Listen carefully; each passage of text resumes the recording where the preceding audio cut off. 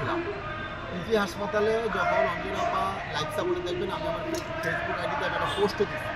ডাক্তারের সাথে আমি যখন কথা বলি, ডাক্তার বলছে যে দেখেন আমাদের আশা ছেড়ে দেন। ডাক্তার বলছে আমাদের আশা ছেড়ে দেন, আল্লাহকে ডাকতে থাকেন, মিরাক্কেলভাবে আল্লাহ যদি কোনো ঘটনা ঘটায় তাহলে উনি বেঁচে ফিরতে পারেন। তো এটা 4 তারিখের ঘটনা, 3 তারিখের ঘটনা।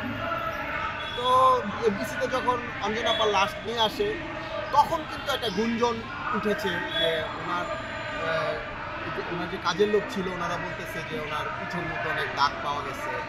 এরপরে আবার বিষয়টা হচ্ছে, এখন আরেকটা কথা শুনতেছি যে উনি স্ট্রোক করে 4 দিন বাসা পড়েছিলেন, তারপরে ওনাকে দেন হাসপাতালে নেওয়া হয়েছে। তা আমি শুধু একটি কথা বলবো যে অঞ্জনা আপার যিনি পালিত ছেলে মনি, ওনার সাথে কিন্তু আমাদের ফিল্ম ইন্ডাস্ট্রি খসরু ভাই থেকে শুরু করে প্রত্যেকের সাথে যোগাযোগ আছে, এবং যত সাহায্য সহযোগিতা উনি নিতেন, এই মনি কিন্তু চেয়ে নিতেন যে আপা এটা দিতে, মা এটা দিতে বলছে, মা এটা দিতে বলছে, দেন সবাই দিতেন। নায়ক আলমগীর ভাই থেকে শুরু করে সবাই কিন্তু সবার নাম্বারই কিন্তু মনি ওনার ছেলেটা, পালিত ছেলেটার কাছে ছিল। কিন্তু কেন উনি ওনাদেরকে, আমাদের অভিভাবক যারা, তাদেরকে কেন ফোন দেয় নাই? এবং কালকে যখন এফডিসি থেকে চ্যানেলেতে লাশ দিয়ে যাওয়া হয়, চ্যানেলেতে জানাজা পড়ানো হয়, তখনও কিন্তু মনিকে অনেকে ঝেড়া করছে যে আপনি তো, মনি কিন্তু বিষয়টা খুব এড়ায় গেছে। তো এখন বিষয়টা হচ্ছে অঞ্জনা আপা নট অনলি বাংলাদেশ চলচ্চিত্র শিল্পী সমিতির সব, উনি আমাদের রাষ্ট্রের সবার, উনি জাতীয় সভা। আমি বলবো ওনার মৃত্যুটা কি স্বাভাবিক হয়েছে না অস্বাভাবিক হয়েছে, অবশ্যই এই বিষয়টা খতিয়ে দেখবে আইন প্রশাসন। এবং আমি যতটুকু জানি শিল্পী সমিতি এটা মানে সর্বোচ্চ দিয়ে শিল্পী সমিতি থাকবে। এবং দেখেন, আমি যখন পিজি হাসপাতালে থাকি তখন কিন্তু বিশেষ সদাগর উনি কিন্তু আমাকে 2-3 বার ফোন করছে যে রাসেল ওইখানে আসিস, কোনো সমস্যা আছে কিনা, টাকা পয়সার কোনো সমস্যা আছে কিনা।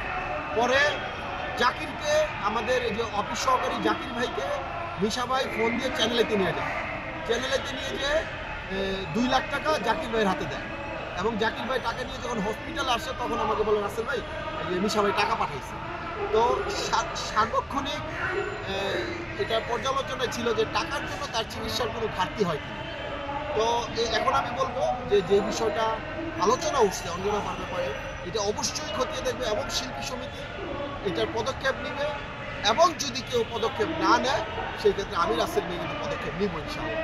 এবং পাশাপাশি একটা কথা বলবো, দেখেন এটা শুধু অঞ্জনা আপাকে বলছি না, একটা মানুষ অসুস্থ যাওয়ার পর আপনারা যেভাবে কান্না করেন, যেভাবে দেখতে আসেন, যেভাবে তার পাশে থাকার ব্যাকুলতা দেখান, আমি রিকোয়েস্ট করব এখন যারা হাসপাতালে আছেন, যারা এখনো মৃত্যুবরণ করেন নাই কিন্তু মৃত্যুর সাথে পাঞ্জা লড়ছে, আমি বলবো আপনারা রুগীর পাশে, মৃত্যুর পরে না, মৃত্যুর আগে আপনারা রুগীর পাশে গিয়ে ওইরকমভাবে দাঁড়ান, তাহলে দেখবেন রুগী আপনাদের সাপোর্ট পেয়ে অনেকটা সুস্থতা লাভ করবে।